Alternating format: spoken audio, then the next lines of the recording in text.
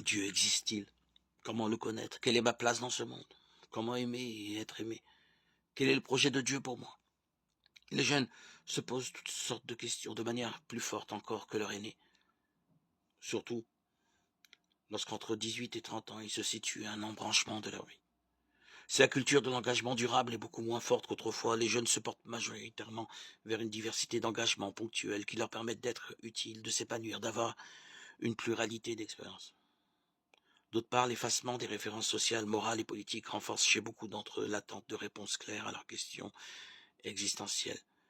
Dans une société hier traditionnelle, les jeunes ont voulu tuer le père. Aujourd'hui, dans une société sans repère, les jeunes cherchent et ont besoin de pères. La révolution numérique accentue la culture du zapping et il faut en tenir compte.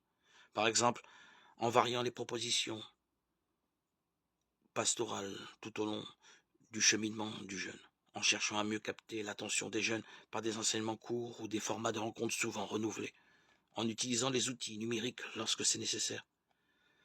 Comme dans la société, on assiste chez les jeunes à une multiplication des courants, des sensibilités, des groupes d'appartenance. S'il est bon d'avoir à leur endroit des propositions variées, il faut d'autant plus travailler à l'unité. Pour cela, présenter aux jeunes le mystère de la foi dans sa globalité, nourrir leur sentiment d'appartenance au Seigneur. Il faut donc aider les jeunes à lutter contre la culture du provisoire et les faire grandir en autonomie. Il est indispensable de leur confier progressivement des responsabilités. Les jeunes ne sont pas l'avenir, mais le présent. Il existe différentes formes d'accompagnement qui vont varier selon l'âge du jeune et le lieu d'accompagnement. Un accompagnement éducatif, tout d'abord, c'est celui par lequel on aide un jeune à devenir adulte, à relire son histoire, à se connaître avec ses ombres et ses lumières. Dans cet accompagnement, le jeune a principalement besoin de reconnaissance et de compassion pour découvrir qui il est vraiment et prendre confiance en lui comme l'homme ou comme femme